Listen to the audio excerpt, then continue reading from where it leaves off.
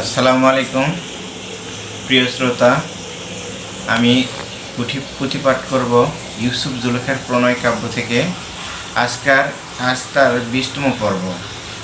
আজকে শুনবেন জুলেখার শিকারি যাওয়া এবং ইউসুফকে মিশরে বিক্রয় করার ঘটনা।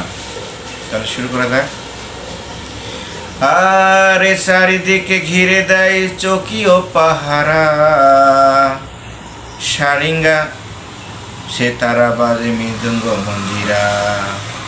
জুলেখার মনে কিছু নাহি লাগে ভালো, স্বপনের প্রাণনাথ কোথায় রহিল।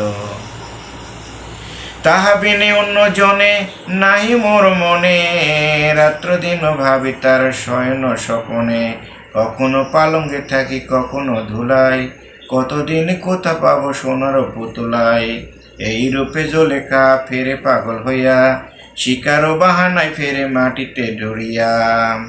আরে হাতির উপরে দেখে বান্ধিয়া, তাহারও কাছেতে ছিল মাহুত চড়িয়া। একমতো বানাই ঘর তাহারে উপরে, দায়ী দাসী সঙ্গে থাকে তাহারও ভিতরে। আরে জুলেখা শিকারে যায় জঙ্গলে ভিতর, ঘেরাও করিয়া চলে আমর্ত লস্কর। জাল জাঙ্গা আটা আটি শিকারি কুকুর, শিকারি বহুরি বাজ ডাউক ময়ূর। তীরেন্দাজ বস বাজ ঢালি পাইক ধাই, শিকারও পিছনে ঘোড়া সিপাইও পাঠায়। এই রূপে জঙ্গলে জঙ্গলে ফিরে ফিরে, কোন দেশে গেলে পাবো নিজন্ড হিরে।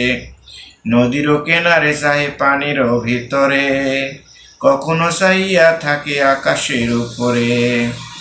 অর্থাৎ জুলেখা এক রাতে স্বপ্নে একজনকে দেখেছে, কিন্তু তাকে দেখার পর তার কোনো ভালো লাগে না। সবাই বলে শিকারে যাওয়া হোক, বিভিন্ন ভ্রমণে যাওয়া হোক, তারপরেও তার মনটা সবসময় খারাপই থাকে এই ঘটনার পর। আরে জুলেখা ঢুরিয়া ফেরে গাহিন গম্ভীর, ঢোকেতে না খায় ভাত পিয়াতে নতির।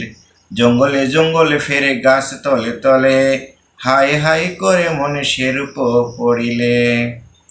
কোকিল কুহরে বসে কোকিলার আসে, শুনিয়া জুলেখা জলে মনের আবেশে। নানা পক্ষ লক্ষ লক্ষ উড়িয়া বেড়ায়, ভ্রমর ভ্রমরে কত ফুলের মধু খায়।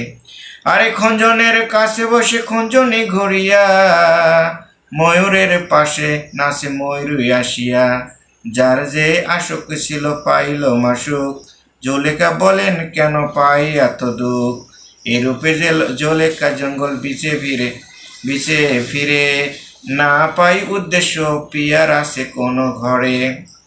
আরে পূর্ব কথা মনে করে জুলেখা সকলি, স্বপনের রূপ কয়ে যে ছিল সেহেলি। সেই কথা সাচ্চা হইল ইতে নাই আনো, আর নাহি পাবো দেখা স্বপনের বয়ান।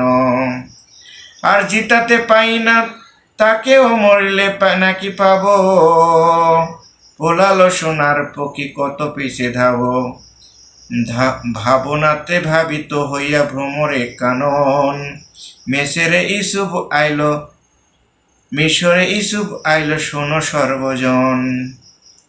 মালিক ও সদাগর সাধু সঙ্গেতে লস্কর, ইউসুফে লইয়া গেল মিশর শহর। অনেকে সামানা সঙ্গে নাহি লেখা, শহরেতে সদাগর এসে করে দেখা। এইবার মিশরে ইউসুফকে নিয়ে আসে সেই মালিক নামে সেই সওদাগরটা, তাকে বিক্রয়ের উদ্দেশ্যে নিয়ে আসে মিশরে। সওদাগর বলে আমি বেচিব গোলাম, গোলামের পায়ে করি বহুত সালাম। শহরে শুনিল সব বাজারে বাজারে, এক সাধু বেচিতে আনিন গোলামেরে। আরে ত্রিভুবন মোহিত করে গোলামের সে রূপ, তাকে নাহি যুবতীয়ে দেখে বন্ধে বুক। কামিনী মোহিনী কিবা উদাসিনী গণে, ভুবন ভুলাতে পারে সেই রূপের যৌবনে। আরে শহরে বাজারে মিলে পড়িল আফাই, গোলামেলতে হেরিতে সবে করে ধাওয়া ধাই। ভাট সব হেরিলে সে রূপে আসিয়া, বাদশার হুজুরে কহে তারিফ করিয়া। এক এক ভাটের মুখে কবিতার সার, বাদশার হুজুরে কয়ে তারিফ কাহার, অধীন ফকির কয়ে কেতাবেরও নাম, সত্য বটে মিথ্যা নয় আল্লাহর কালাম। সালামু আলাইকুম।